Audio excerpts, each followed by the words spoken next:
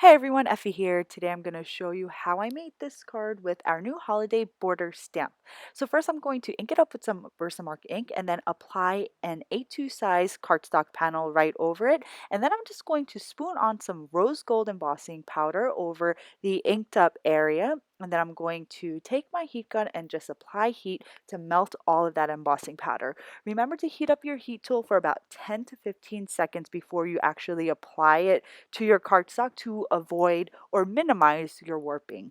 I love our rose gold embossing powder because it has like this rose sheen to it, but it also turns gold when you look at it in a certain light. So after I finish embossing my card panel, I'm going to take my number 29 Geranium Red Zig marker and I'm going to color in all of my poinsettias.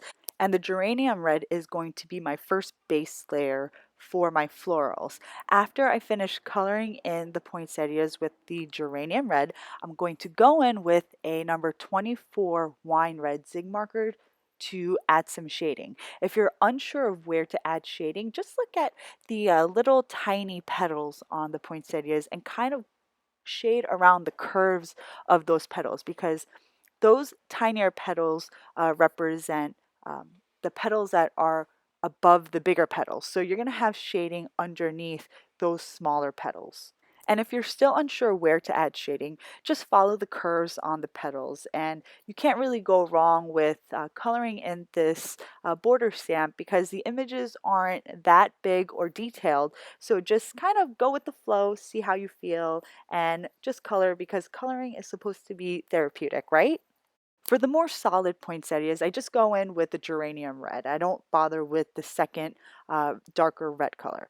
Next, I'm going to go in with a number 40 green Zig marker and just color in all the leaves and the middle portions of the poinsettias. I'm not really sure what you call that, but I just go in and I color all the leaves and the foliage and all the mistletoe that you see in the border stamp. And I apologize for my head getting in the way here.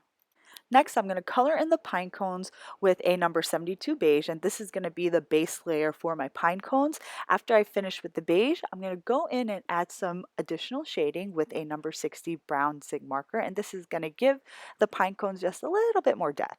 Then I'm going to take a number 23 Scarlet Red, which has kind of a coral undertone to it, and I'm going to color in all of the berries that you see on this border. And I'm also going to color in the branches with a brown Zig marker. And I'm sorry, I can't remember which one I used here, but it's just any brown Zig marker that you have will work. Then I'm just going to finish coloring in the rest of the elements on my border with all of the Zig markers that I've mentioned previously. Now you can take any coloring medium that you have and color in this border stamp. I have heard from many people that this border stamp image is very forgiving. So whatever medium that you have, Zig markers, watercolor, color pencils, it will work with this background stamp, or rather this border stamp. So after I finish coloring, I'm just going to stamp the sentiment from our holiday confetti set, and I'm going to stamp it in our Valentine red dye ink right in the center. And then I'm going to take the largest die from our double stitch rectangles and just add some stitching to the edges of my card panel. And then I'm going to adhere that colored panel onto a top folding A2 size card base. And now we are almost nearly done with this card. For the final touches, I'm going to add some matte gold sequins in a visual triangle around my sentiment, and the card is now complete. This border stamp is perfect if you need to mass produce your holiday cards this year.